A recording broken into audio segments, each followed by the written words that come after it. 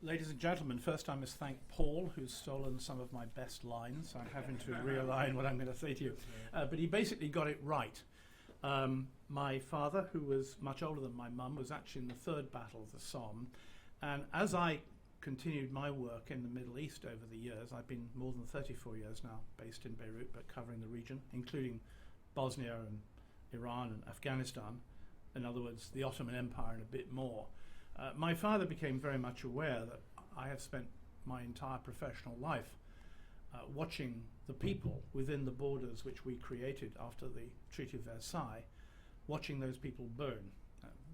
Belfast, Beirut, Baghdad, we journalists love words that begin with the same letter, but it's been very much like that. And as I continue in the region and continue to work there, and I'm returning to Beirut in a week, I feel more and more the burden of the history of my father's age, and read more and more about it. I'm an absolute, and I actually, last year I gave the memorial lecture on November 11th at Ypres, on the Western Front as it was in Belgium, on this very theme, and also about the use of language, which is one thing I want to talk to you about tonight, particularly the use of language to the extent that I fear very much that blogger pops, and which I don't use, and internet, which I don't use, is beginning to prevent us from what I call deep reading, that very soon the poets of the First World War, or the journalists who recorded the post-war settlement, when we reread them, the next generation is going to need footnotes to explain what they were saying. What does this poem by Siegfried Sassoon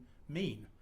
In the same way that now schools, by and large, and correctly so, have references at the bottom explaining various terms in Shakespeare, or even more to the point, of course, in Middle English and Chaucer, that we are now reaching the point of such ungrammatical, unsemantic semantics, if you like, that we're soon going to need help in understanding what we're talking about today. The next generation will not understand us in the same way. And this, I think, is a great fear, though not the only one in the Middle East, where I think that what is happening is that our journalism, whether it be television or written, is lethal for several reasons. I suppose the first of them is that, by and large, I don't think journalists read much history. They go off to wars. They go on the internet and Google, what happened in Sarajevo in 1914, or they take, a bag of clippings, which is what we always used to do. But nobody seems to turn up with a thorough grounding in the history of the place. For example, one of the things that struck me particularly in 2003, I was in Baghdad and then in Iraq with Iraqis. I was not embedded. The mere fact that we use the word embedded tells you a lot about modern journalism. And what struck me particularly at that period was that nobody seemed to have grasped the fact that the Brits had already been there. We arrived in Iraq in 1917. Part of the purpose of the First World War, of course, was to destroy the Ottoman Empire, because they wanted to be like us, Suez Canal, steam locomotives. They wanted to paint like us and play the piano, so we got rid of them. But anyway, the point I'm making is that in 1917 the Brits went and occupied Iraq. And in 1920, after the murder of a British officer just west of Baghdad, the British Army took its revenge by besieging a town called Fallujah, kind of familiar to us these days, 1920, shelled it to pieces, went on to surround the city of Najaf, or the holy city of Najaf, as we have to call it in newspapers and television, and there demanded the surrender of a Shiite priest. We got him. We didn't get the later version in 2003, but anyway, we got this one. And I have seen the telegram sent to the War Office in London, which now masquerades as the Minister of Defence, from the British intelligence in Baghdad, saying that terrorists were crossing the border into modern Iraq from Syria. And Lloyd George stands up in the House of Commons, and you can read the Times parliamentary reports. In those days, we actually had parliamentary reports in our newspapers. Lloyd George stood up in the House of Commons, 1920, and said, if British troops leave Iraq now, there will be civil war. And of course, we arrived in Iraq in 1917 with all the usual mendacity. General Angus Maud, who was CNC, Commander-in-Chief, British Forces Iraq, published just before he died of poisoning cholera because he didn't boil his milk, he published a poster on the streets of Baghdad, which I bought at an auction for $2,000. I must have been completely mad. The poster begins, it's referring to the British Army, we have come here to, not as conquerors, but to free you from generations of tyranny. not George W. Bush, but General Angus Moore, who was, 80 years, almost 73 years in advance. Napoleon actually invaded Egypt in the 18th century, saying he was going to free the people of Cairo because they were hanged by the pashas every time they exercised free speech. And always we go to the Muslim world with our, offering them democracy and some packages of human rights from our supermarket shelves, and we arrive, with our tanks and our Bradley, armored vehicles and our M1A1 tanks and our Apache helicopters and our swords and our horses and our ammunition and so on, and always we come promising these wonderful gifts. And by and large, our colleagues in the press, we go along with this. This is why we're here. We go along with the Bush speeches. And partly I think this is, I'm sorry to say, because of the osmotic, parasitic relationship between journalism and power, particularly in Washington, but also, of course, in Europe and in Moscow. There's to totally and obscenely misquote Seamus Heaney, the greatest Irish poet, Yeats, of this century, or of the last 100 years, so to say, journalists suck on the hind tit of power. And they like doing that. It keeps them close to power. They have access to power. And so what is happening, for example, both in television, where wars are represented by these idiotic people from what I call think tanks, who've never been to a war, in many cases haven't been to the countries they're talking about, and possibly don't entirely know where they are, with their bloodless sandpits and their little model tanks. And equally by journalists who mimic the words of our masters. War on terror. I was actually crossing the Atlantic on 9/11. Of course, my plane turned around when America closed its airspace. And I remember on the plane discussing with the crew, actually I should tell you a bit more about what I was discussing with the crew, and I said to them, if bloody Bush says this has changed the world forever, we'll be tearing up all our human rights legislation and torturing people. Bingo. What I also discussed, which was particularly interesting, was the effect on me as a journalist, because we'd gone about 2 hours out towards America, and we didn't know at that stage. I was talking on the satellite link out of the plane, which shows I was travelling in business class, doesn't it? Good for frequent flying. But anyway, I was talking to London and hearing about these planes. It was obviously an international crime against humanity. That is the best definition of what happened on the 11th of September 2001. And we didn't know at that stage where these planes had come from. And the stewardess asked the first class steward, senior crew officer, well, where did the planes come from? We didn't know that they'd come newly fueled out of Boston and out of New York. They could have come from Europe, or they could have come from Africa. And the first class steward and I, we walked round the plane together. Because I always fly Air France, I know a lot of the crews. And we walked round together looking for passengers we didn't like. He found 13, I found 12. 4 in business class. And of course, they were all Muslims, weren't they? Because they were dark skin, of Middle East appearance, as we always say. Usually not including Israelis, though they can be the same. They had beards, or they were reading the Quran, or they had worry beads, or they were looking suspiciously at Mr. Robert, because Mr. Robert was looking very suspiciously at them. But the point is, when I got back to Europe, and here we come into the journalistic bit, all the usual culprits were on the phone, CNN, ITN, BBC, you name them, they were all there. And with increasing sort of impatience, I tried to answer the questions. They all wanted to know who and how, but not why. And who is quite obvious, 19 murderers who claimed they were Muslims and who all were Arabs, and as we later know, almost all came from Saudi Arabia. That's why we had to bomb Afghanistan.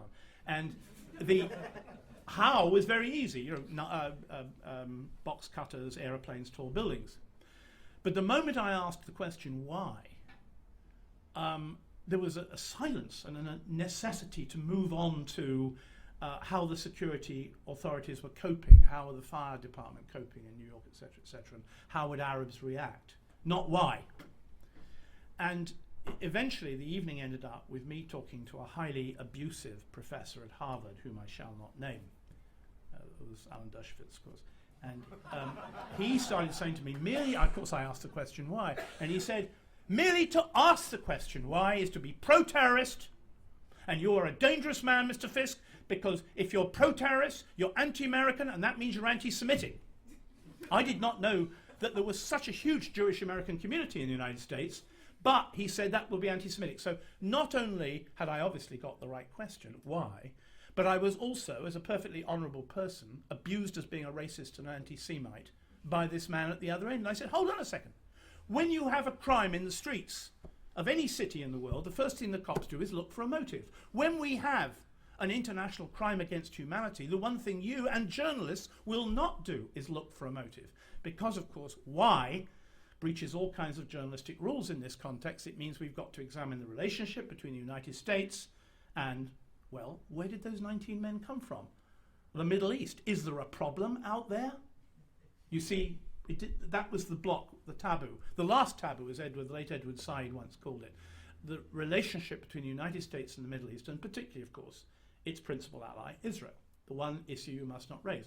Israeli journalists raise it all the time. Look at Gideon Levy, Uri Avnery. They're fine writers who have the courage which our American journalists do not have. They should have, but they don't. So here you have from the start the lethality. You can't ask the right questions when we are attacked. It was an attack on the West. We don't say it was an attack on Christianity because there aren't an awful lot of Christians left. I see them sneaking into church sometimes on Sundays, but by and large. But you see, here comes another issue we can't discuss. Muslims largely have not lost their faith. And the question they ask is not about clashes of civilization. The questions that they talk to me about is how can a people who have kept their faith be dominated culturally, socially, politically, and especially militarily by a people who largely have lost their faith? Now that is the big question mark that swirls around Islam, be it the Al-Qaeda variety or the soft Shiite variety or the unremitting, we will not reinterpret anything Sunni variety. I'm being extremely crude in my definitions here just to make you very angry, those of you who may wish to come back at me later. But the point I'm making is that you see we go along with the system of power. War on terror, don't ask why, because the answers are extremely dodgy, aren't they? And from this, we've also fallen into this habit of using the language of government. I'll start off by using the word terror, terror, terror, terror, terror, terror, terror, terror, terror, terror, terror, terror, terror, which has become a symphony orchestra, full stop, punctuation mark, prime time, everywhere. Terror, terror, terror, terror, terror, terror. I never use this word except in very thick quotation marks because it is absolutely meaningless. It has gone beyond being generic. But terror, terror, terror, terror, terror. That's how governments ruled after 9/11. And our own dear Prime Minister in the United Kingdom was one of the prime and most meretricious of those people who did so. We were going to have special identity cards in Britain. When the Tories scrapped it, by the way, nobody uttered a whimper. No Labour minister, ex-minister, who was so keen on finding out where we were going to the lavatory, uttered a word. Nothing at all. Absolutely nothing. But again, let's move into words. Have you noticed how recently a new word, well, it's not so new now, a spike in violence has crept into the language of newspapers and television. There's a spike in violence. That word was invented, or at least first used, I was present, by Brigadier General Kimmitt in the Green Zone in Baghdad at a press conference in 2004. He was trying to explain why the insurgents were blowing up an awful lot of Baghdad at the time. It's a spike in violence. And sure enough, spike, it's only 4 letters, much better than increase, you see, for a sub-editor. We used the word spike. I didn't. I started commenting about why is this word being used. Because you see a spike goes up and then it goes down again. So it's okay. An increase in violence is more dangerous because there's no promise that it will come down. Similarly, we had the surge, General Petraeus' wonderful surge, which was actually won because we'd bribed enough Sunni murderers to kill enough Shiite murderers to stop that bit of the civil war. But we had the surge, and now we're going to have a surge in Afghanistan. And the surge, you see, it has this language, it's a tsunami, it's unstoppable.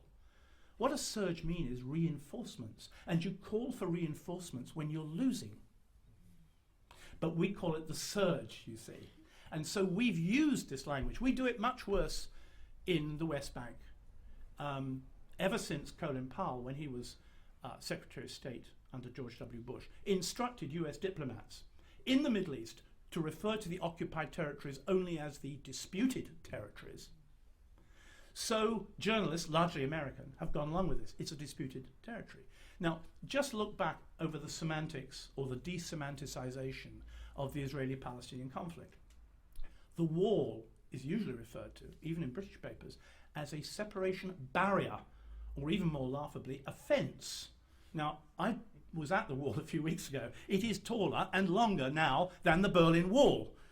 I mean, at least the East Germans called it the security barrier, Sicherheits. They use the word security, which we're now invited to do as well, though we're not members of the press of the German Democratic Republic.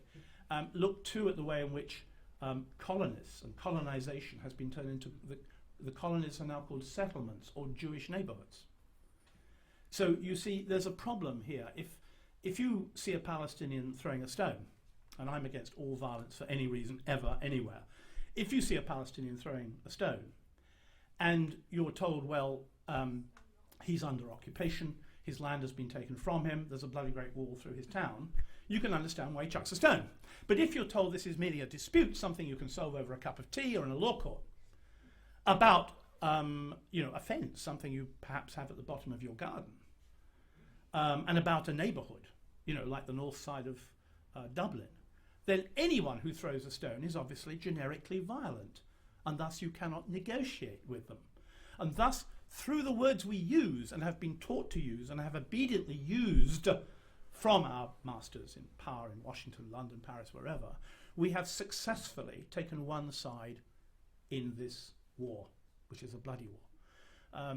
On that subject, perhaps I'll move off slightly at 180 degrees, which I like doing all the time, and say that, when we start off as journalists, and this applies, I've discovered, pretty much anywhere in the world. I can remember I started off in the Blythe district office of the Newcastle Evening Chronicle. How many people here have been to Newcastle upon Tyne? Yeah, I'm sorry about that. How many of you have been to Blythe in Northumberland? Oh dear, well, you'll understand the problem, won't you? Yeah. I started off in Blythe in journalism, and there, of course, you were taught from the start, you give equal time to each side in a story. If you have a football match, which was Blythe Wanderers, wasn't it, versus, Gateshead United or whatever, half your story had to cover the Blythe Spartans, the other had to cover Gateshead. If you were covering a public inquiry into a new motorway, you gave equal time to the local authorities' point of view, and then equal time to the civil people who live in the area, protesters, and why they oppose this new wonderful motorway. But the Middle East is not a football match. It is a bloody tragedy. And I think that our ethics as journalists have to go beyond what we were taught about how to be nice to all sides by the local authority or about the football teams in the northeast of England. I have come to realise and believe, at least, that our job as journalists should be to be unbiased and neutral on the side of those who suffer. If you were covering the slave trade, say in the 18th century, would you give in your report equal time to the slave ship captain? No, you'd interview the slaves and talk about those who've been tossed overboard on the journey to the Americas. If you were present at the liberation of a Nazi extermination camp, would you give equal time to the SS spokesman? Absolutely not.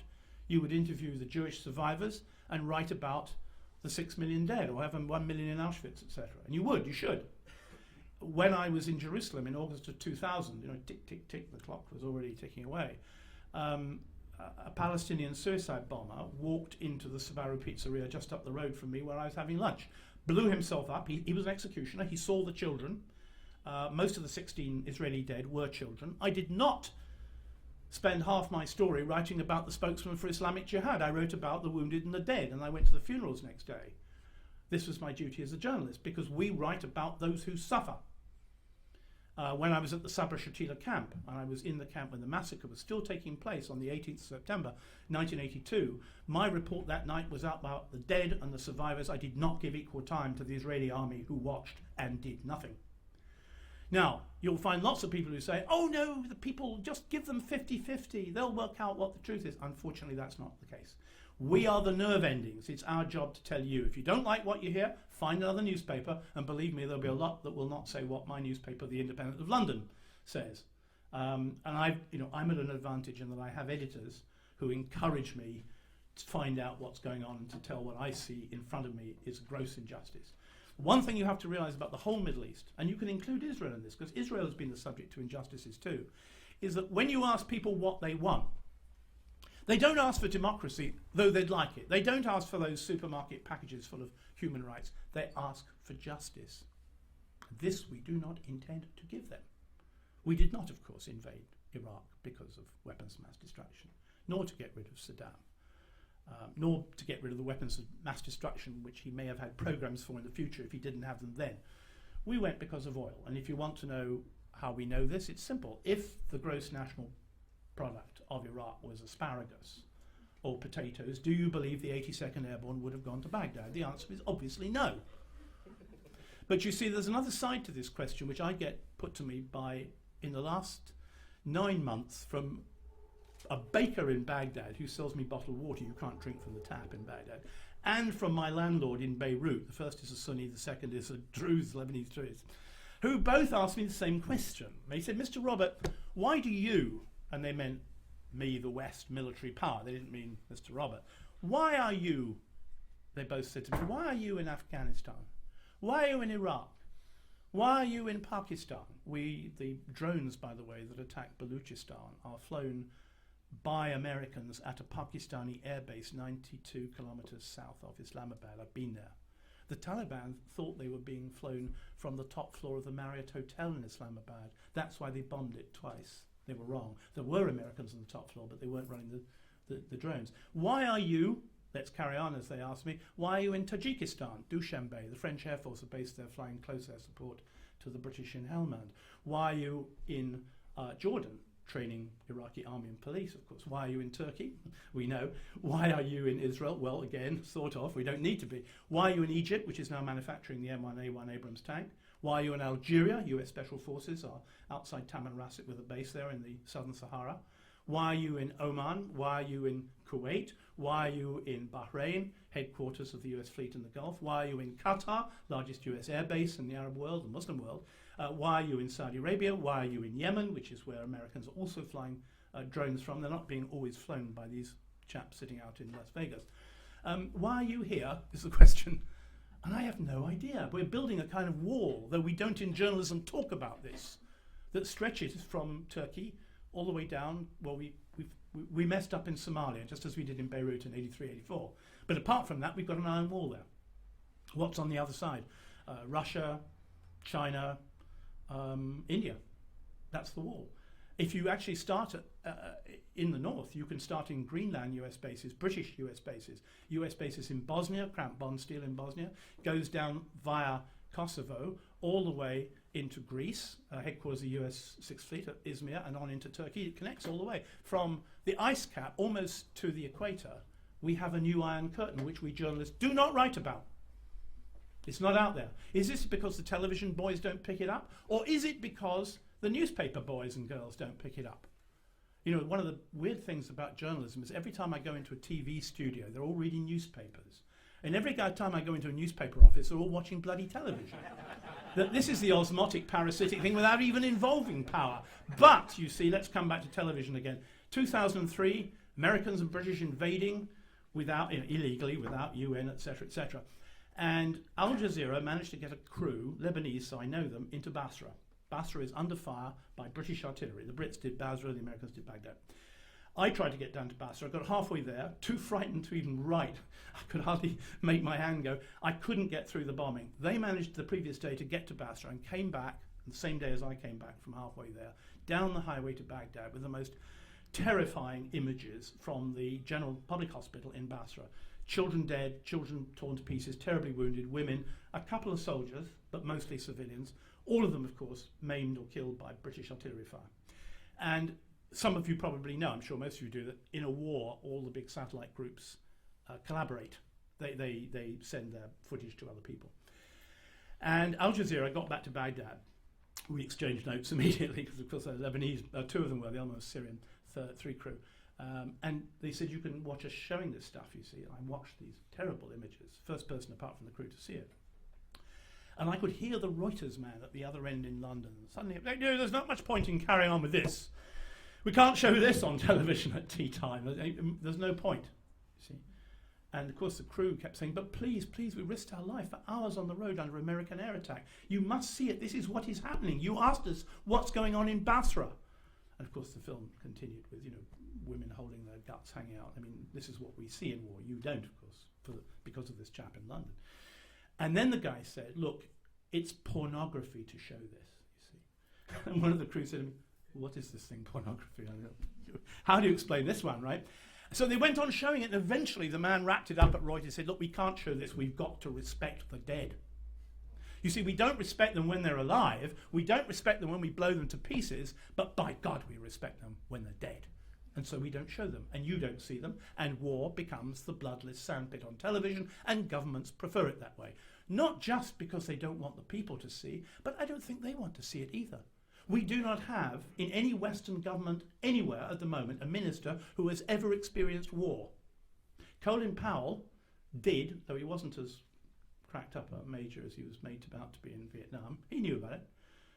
Well, I suppose George W. Bush defended the skies of Texas from the Viet Cong, but that was about it. When I grew up, I mean, as a little boy, I mean, I had, you know, Churchill as a prime minister. He was in the Boer War as well as the first and second. Eden was in the first as well as the second. Attlee was in the first, badly wounded. Even when I became Northern Ireland correspondent of the Times, the first Secretary of State was William Whitelaw, who was at the crossing of the Rhine. And people back then, people who'd been in war, they planned, they knew about it. I mean, in 1941, for example, and this was in the papers at the time, Winston Churchill appointed a cabinet committee in Downing Street. This is in 41, before June 22nd, the Soviet invasion, Operation Barbarossa of the Soviet Union, the German invasion of the Soviet Union, when we still expected the Wehrmacht to land in Kent and Sussex and so on. He appointed and set up a cabinet committee in Downing Street for the governing of post-war occupied Nazi Germany, 4 years before the end of the war. The next year, Cambridge University began graduate courses in the occupation of post-war occupied Nazi Germany. We didn't have a plan for Iraq 4 minutes before we crossed the Tigris River. I suspect this is because nowadays our leaders, our masters, are run by us. Can we get the Saddam capture on prime time tonight on NBC? Prime Minister, they've got a press conference at 4 o'clock. Now, what is the lead item we want? Is it this thing about is great news for Iraq because we've captured Saddam, or it's bad news for Iraq because another 500 people have been killed? You see, this is how it works. Nobody thinks beyond tomorrow anymore. I mean, I'll just give you an example of people who did. My PhD thesis here at Trinity College in Dublin was on Irish neutrality in the Second World War, in which, of course, I had to look at Mr. Winston Churchill, who had a lot of feelings about the Irish, who treacherously wouldn't come along and join our unsuccessful battle with Nazi Germany. Churchill is not a hero of mine, even though he glowered over my father's living room. He was a great hero of my dad. But here is Churchill writing in 1937 about Palestine. What is going to happen in Palestine if we leave, which we did, of course, in 46. So here is the story, 48, forgive me. Here is the story, Churchill writing about Palestine in 1937 in the Daily Mail, by the way. And writing, of course, well, he was 37 to 48, 11 years before the creation of the State of Israel, or the Nakba, the disasters of the Palestinians. The wealthy, crowded, progressive Jewish state will lie in the plains and on the seacoasts of Palestine, around it in the hills and the uplands, stretching far and wide into the illimitable deserts, the warlike Arabs of Syria, of Transjordania, of Arabia, backed by the armed forces of Iraq, offer the ceaseless menace of war. To maintain itself, the Jewish state will be armed to the teeth and must bring in every able-bodied man to strengthen its army. But how long would this process, be allowed to continue by the great Arab populations in Iraq and Palestine? Can it be expected that the Arabs will stand by impassively and watch the building up with Jewish capital and resources of a Jewish army equipped with the most deadly weapons of war until it is strong enough not to be afraid of them?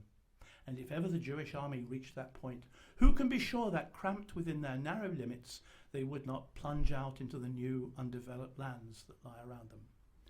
That's exactly 30 years before the 67 war and the occupation of the Golan Heights, West Bank and Gaza.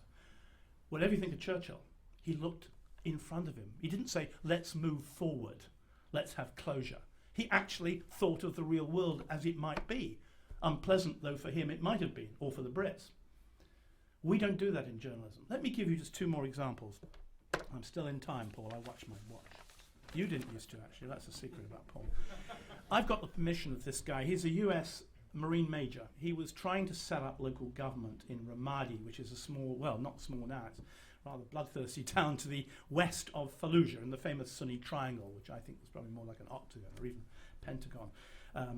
He's writing home to his father in the United States. Later, these are two separate letters I'm going to quote from, and later he was actually wounded by the notorious improvised explosive device, roadside bomb we used to call it before we were told it was to be called IED, talking about working with the Iraqis. He says, there is something, I don't agree with this by the way, but I will tell you it's written like Joseph Conrad. This could be Heart of Darkness, and you will not read anything as good as this in the English language press in the world. So listen to this. There is something culturally childish in the Iraqi understanding of basic Western governance and management that will require immeasurable education and probably several generations to overcome if they find it of any interest. That education is, of course, a choice they have to make on their own. They are not our people.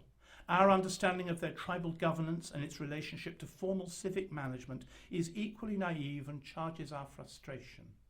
The problem now is that every inconvenience has become our responsibility. It's a problem if you become an occupation soldier, isn't it? They act as if they cannot comprehend our sacrifices and are thus ungrateful for them. The reality is that they cannot culturally comprehend our altruism or believe our stated intentions. We should be reading that in the New York Times, shouldn't we? Even though it is not their desire to offend, we are insulted and it bleeds us of affection and tolerance. Liberation will compete with invasion as our legacy, but locally we are ideologically irrelevant.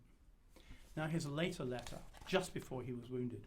He's writing about trying to set up local government in Iraq. You know there hasn't been a national government in Iraq now for 11 months almost. 9 months now. So what news, Dad, about the new government, you may ask? Well, the provisional military governor was replaced by the transitional governor, who resigned under threat and was replaced with another transitional governor. He was then replaced by the emergency appointed governor, who's just been replaced by the selected governor chosen by the elected provincial council. He never made a speech or publicised his views, never debated the other candidates, and was not present during the selection, never making an acceptance speech. He was promptly kidnapped by a rival tribe, while his tribe fought another tribe on the Syrian border. The recently displaced emergency appointed governor then returned in hopes of regaining his position. However, the deputy governor is now serving as the acting governor, while the actual selected governor is in captivity. But there was an election, so democracy is in full bloom, I am to understand.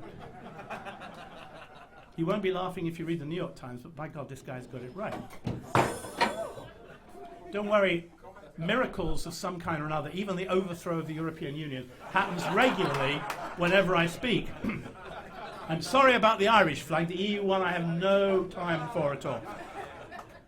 Let me carry on with my Marine Major. He's almost finished. We are now trying to force the power of decision onto the elected provincial council and the city officials. It is a difficult thing to keep myself inactive in matters of governance here. The instinct to impose order and command the requisite discipline in the Iraqi leadership must be quelled in order to allow sovereign stewardship to develop at its native pace. I fight myself to remain insignificant in the process. I haven't the nature for passive observation.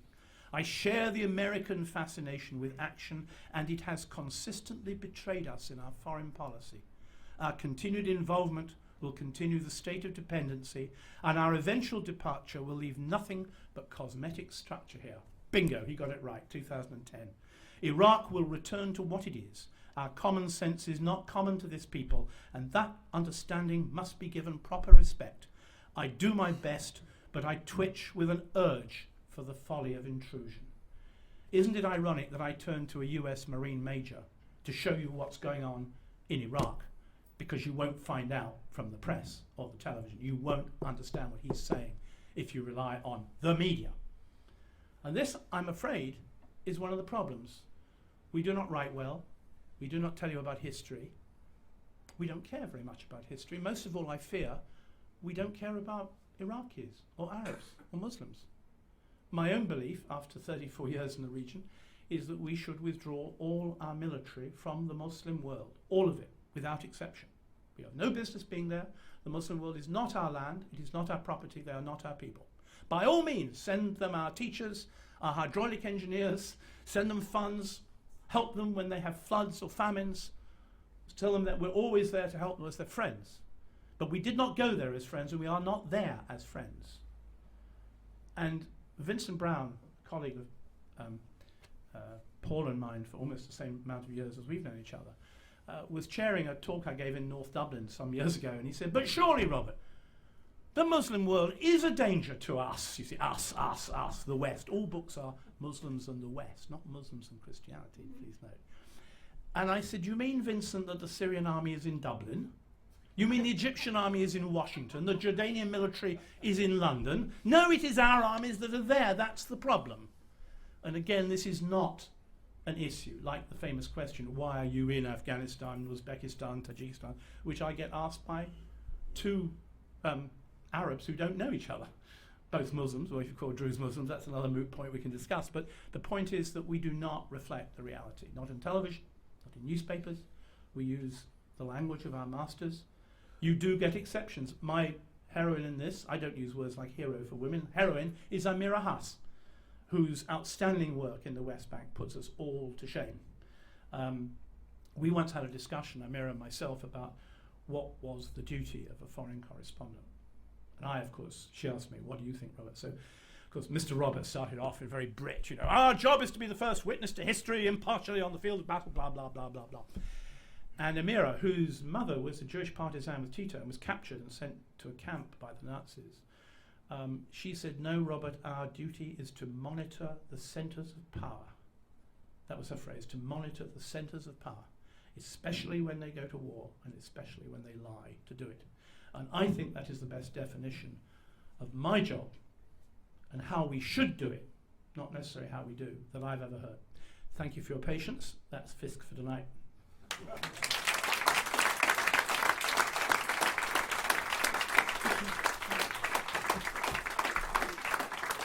You can spot the ravers who say, let me just tell you, every time I give a talk to somebody, it doesn't matter if it's in Yerevan, if it's in Sydney, if it's in Washington, there's always someone. A guy in Cork actually kicked over a chair, so angry was he with me. "Why don't you admit, Mr. Fisk, that you know George W. Bush did 9/11?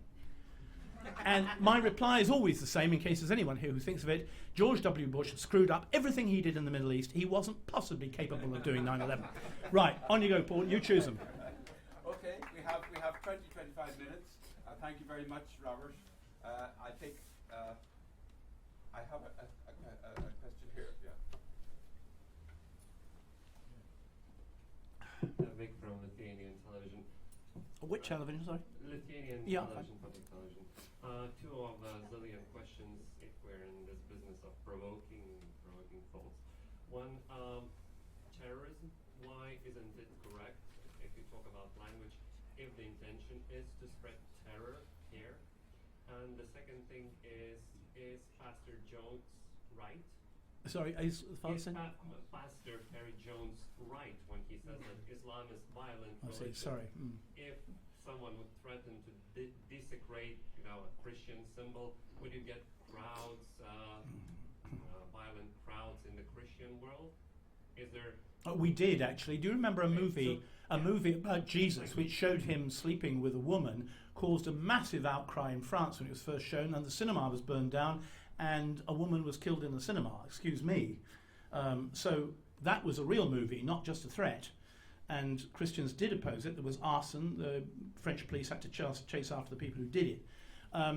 Look, the problem with the word terrorism is that we're too frightened to use it about all the terrorists. That's the problem with the word terrorism. When the British were shelling Basra, they were trying to put fear of God into the people of Basra. When the Americans bomb the water system in Iraq, it's a form of terrorism. When the Israelis bomb refugee camps in Lebanon, it's terror. When the Palestinians fire missiles, or the Hezbollah do across the border into Israeli civilians, it's terror. But we will only use it about those people who are officially not on our side, you see. We can be terrorists, but we mustn't call them that.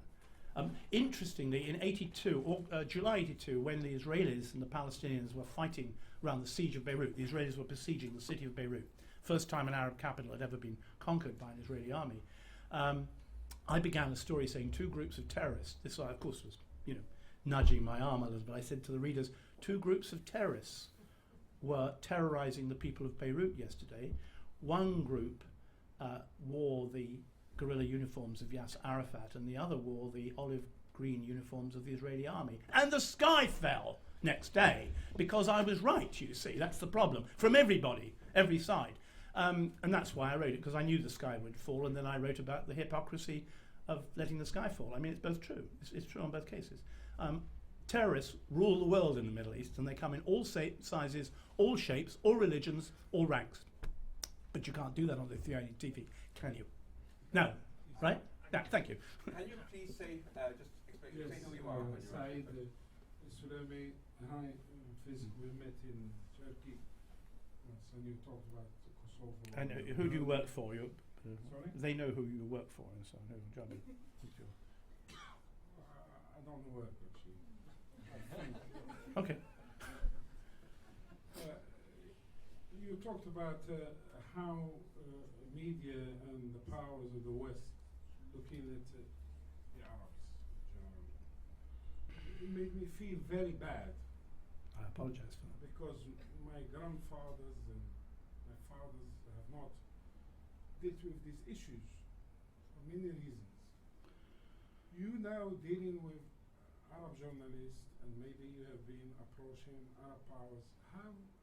How they are looking at this history you are talking to? How they have been resisting to these strategies and Journalistically, you mean? Media speaking, because we are talking at a moment where the media in the Middle East is one of the most powerful media. Talking about Al Arabiya, Al Jazeera, and that Much of it is also the most pitiful media in the Middle well, whatever. How they are good or bad, but they are giving problems to Western powers. Okay. They've been shooting them, to silence them, but they are still there to give.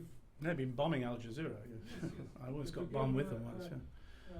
A story that the Western media are not talking. No, I look. What we are talking about, the independent has been doing, Al Jazeera has been doing, Al Arabi has been doing, every day. Yeah. But you didn't give. No, because I'm talking about the Western press, because I happen to be a Western journalist. That's it. I'll talk about the rest because I also. Finish why? Yeah. Because we are all here, not just Western journalists. I know. We are Arabs Yes, from yes, I'm aware of it, Palestine. yeah. There are 3 or 4 Palestinian Not Arabs from journalists. Pakistan, but from Pakistan as well. Yes, I understand. Yeah. Moroccan journalists, sure. Egyptian, Yeah. etc. You know, I'm sure they are also feeling bad about that. I think they're probably agreeing with most of what I say. I think so, yes. I'm getting some nods from people of obvious Middle East appearance, you see, as we call them. Others, we were not present. Yeah. We are now ready to confront this I've got the issue. question. Can I answer it now? We are ready to. Listen, we are discussion. I know. No, it's not a discussion. But me and You can my come back at me fathers- afterwards. Look, here's the my thing. I have to admit at grandfather, first, I actually Roberto, do please. work for Al Jazeera as well. So I'm guilty too. And I'll tell you this, one of the things that we don't realise and we don't portray in the Middle East is that Arabs know their history much better than we do. And what is happening at the moment, having encouraged, of course, people like the wonderful Emir of Qatar, who's a good guy, to kick off with Al Jazeera in Arabic and then in English and then Arabia, and they are now doing a fine job of effectively showing the other side of the story, and they do it very well. And thank goodness Al Jazeera is now getting into America, into Canada, that their pictures are going into homes of Westerners in the same way that BBC, CNN, I'm not recommending them, go into homes of people in the Middle East. The problem in the Middle East, unfortunately, is very much the press, not so much the television, because the television can go across boundaries. The Egyptian press, the Syrian press. I once asked the editor of Al Thara if I could buy Al Thara so I could close it and never read it again. This is a problem. This is not a problem in Turkey. This is not a problem in Pakistan, though you lump them all together there. Pakistani press is remarkable. You'll learn a lot more from the Pakistani press than you will from the New York Times. But let me come back to the point again. Journalists fight hard, they die and are tortured for fighting, but by and large most of the press in the Middle East, with the honourable exception nowadays of the Lebanese press, is pretty much mauled into subservience. And if you step over them, if you want to know where I've been most abused in the past, I want you to come back on this. I haven't shut you off at all, please. Well, where I've been most abused in the past has not been by Israelis. By the way, it's the Israeli lobby that like to attack me, and the further you are from Israel, the more incendiary it becomes. Britain's quite easy. I don't mind New York. When you get to Sydney, woof, the Israeli lobby is tough, you know? I mean, it's not very good, but that's not the point. But the fact of the matter is that with the exception of the Lebanese, the Arab press have given me a very hard time. I've been portrayed in a cartoon in Bahrain, in Akhbar al-Khalij, as a rabid dog stretching out for dollars from Mr. Murdoch. I was still working for the Times at the time, because I revealed the name of a Scottish former British special branch officer in charge of torture of Shiites in Bahrain. This was not a joke, of course. Rabid dogs have to be exterminated. Egypt called me a black crow pecking at the corpse of Egypt after I reported on the preposterous, 98.99.8% victory in the presidential elections of the Lavash Kiri. And the net result of this was, at least they said it was an Egyptian corpse. That certainly recommended, it was certainly a symbol of democracy in Egypt. But the fact is that there is a problem in the written press. The Lebanese, I have to say, have died for their courage over and over again, mostly, I think, at the hands of Ba'ath Party security in Syria. Samir Kassir is the obvious name now, but it goes right back to others and will, I fear, go into the future. What's very interesting about the change to the Syrians is that from a Syrian tutelage, which of course is now coming back, courtesy of Obama and various other people, what was very interesting there is that when Rafik Hariri was murdered, I printed the names of the 4 top suspects in the Independent. And the Lebanese press, 2 days later, instead of doing their own investigation, carried big articles saying, Fisk names the 4. Now, this is Lebanon. You can imagine how I enjoyed my breakfast that morning and looked over my balcony like this, with a creditor's concern. Please come back with what you wanted to say. I just wanted to have my say in there before I forget what I wanted to say. The chairman will do so. Anyway, I'm running this show at the moment. Carry on. No, you have talking about free speech, and you have put just the Lebanese journalists. In Egypt, there are journalists being prosecuted. Oh, they're put up in prison. They're in prison. Yes. Yeah, of course. Which means they are fighting. Yeah, that's true. So we don't That's true. put a journalist who is doing nothing. They're not being murdered like in Lebanon. They're being put in prison. Not by Syria, probably. We don't know. No, by Mubarak in Egypt. No, I'm talking about the Lebanese. Oh, yeah, well. We don't know. You're saying Syria? I would say the butler has something to do with it, yeah. Others are saying Israel. Yeah, I know. It's a plot to get rid of Syria from Lebanon. We don't know. No, Syria's coming back to Lebanon, by the way. It's not going away. It left and now it's coming back again. It's not sure because there's no proof. We have not arrested. You don't live in Lebanon, do you? I have been. Yes, but that's not the same. Like you, I've been 10 times to Lebanon. I know Lebanese journalists, and they are questioning these cases. So would I if I were them at the moment. Whatever. But I'm saying the countries where they are saying that the press is silenced, you have to see that there are journalists in prison. Journalists, they are not obey. They don't obey the power. They are fighting. That applies in Tunisia to some extent and also Morocco. Yeah. Even Saudi Arabia. He's talking about Egypt. I'm not talking about Saudis. Their journalists are being prosecuted, fired from their jobs. They're being. You are given a picture that only the Lebanese who are fighting for freedom. No, not at all. Not at all. No. I've been at the trials of journalists in Cairo. Have been killed in Nigeria. Yeah, I know that. For fighting. Whatever. And some of them killed by the That's government. And some of them killed by the government too. The Yeah. story. My story. I would like you to do another story. Okay, maybe tomorrow about how the Arabs are seeing this history because you worked with them. You're just seeing it from Western powers and media. I'm sorry. And you reduce the Arabs there to nothing. I think quite the contrary. I think everything I've said today has been the opposite of what you've just said. Any description you gave to the Arabs, you didn't give from Churchill. You didn't give an opposite description of Churchill by any. I was talking about the West, of course. Yeah. If you're going to invite me to Egypt to give a lecture on the Arab world, I can do it for you. No, history is the can others. we bring this question to a conclusion? No, There are whatever. other questions there. Sorry, Do you want to say No, anything I'm further? finished. I have a question here. Could you say who you are, please? Good evening, Robert. I'm John Julian. I'm a student of Trinity University. I'm studying Jewish and Islamic civilization. My question is, you mentioned about bases in nearly every country of the Middle East except Muslim Iran. world, I said actually. Of the Muslim world. Except for Iran, yes. Except for Iran. What is your opinion on the rhetoric towards Iran? Is it an effort to prepare the psyche of the Western populace for an attack?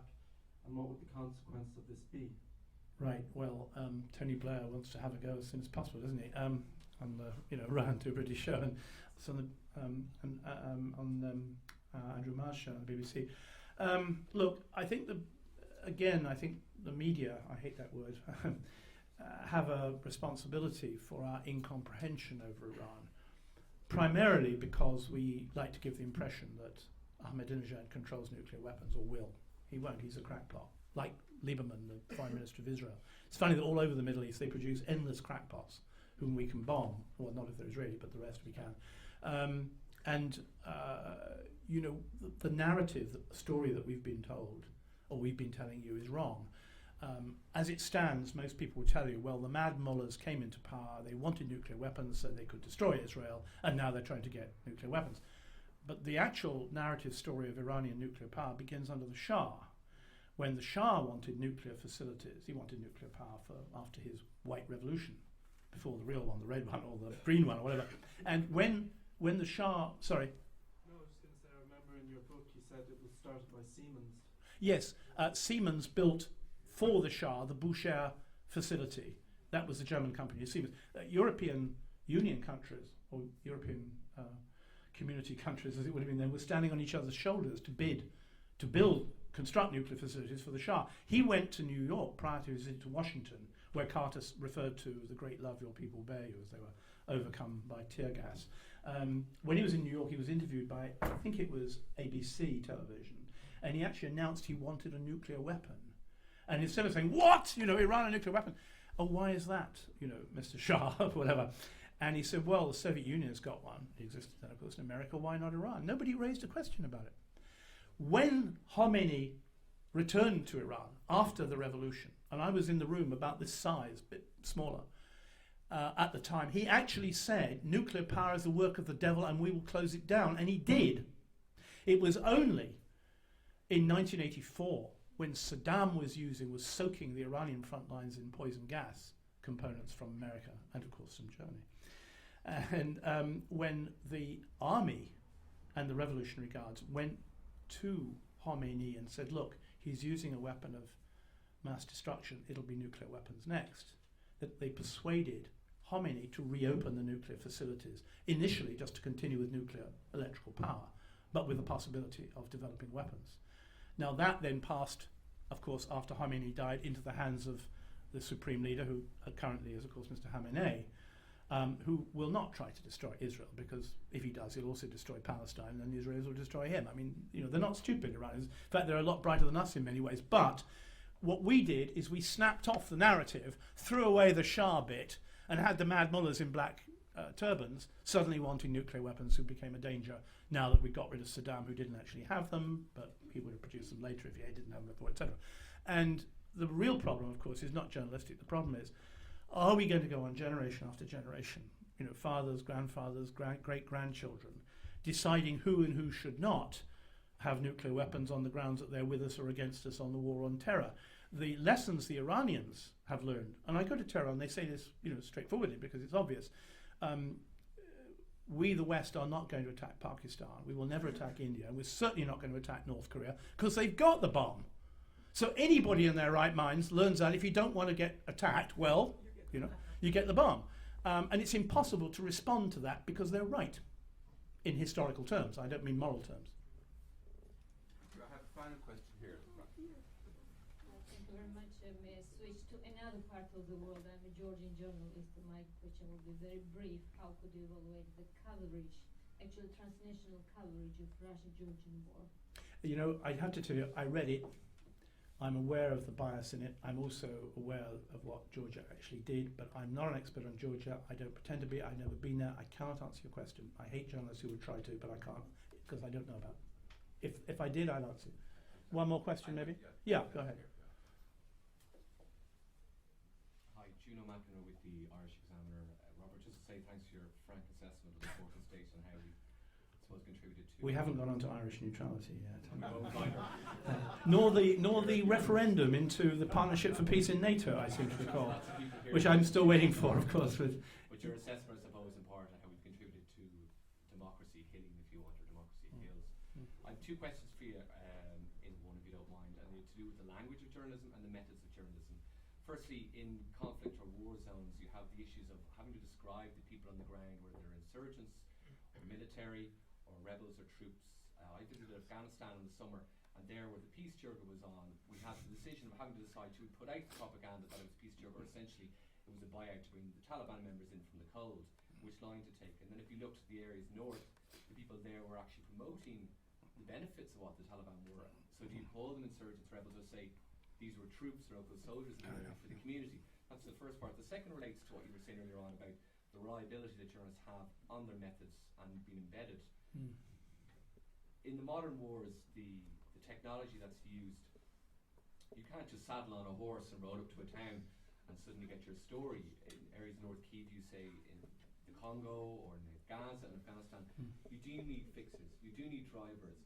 What would your advice be there when you can maybe sometimes be too reliant on those people, if you can answer? Yeah, look, I'm not against embedding, but please not me, okay?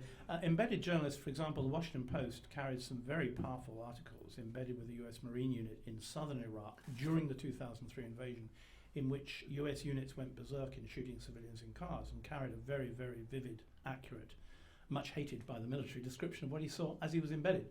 So, I'm not going to draw a black and white line over this. Although, as I say, I think the very name embedded tells you a lot about what you want to know about management and so on. There's one practical issue which we don't take into effect, and that is an awful lot of TV companies in particular have insurance companies that will not insure the journalists unless they're surrounded by this carapace of armed ex-SAS thugs, and who then decide what stories you can go on and what stories you can't go on. And I'm not sure what you do with that, but I don't have them. In Iraq, I have a driver. In Lebanon, I have a driver. My Arabic's perfectly good enough to be okay in the Arab world. If I'm in Afghanistan, I need a translator.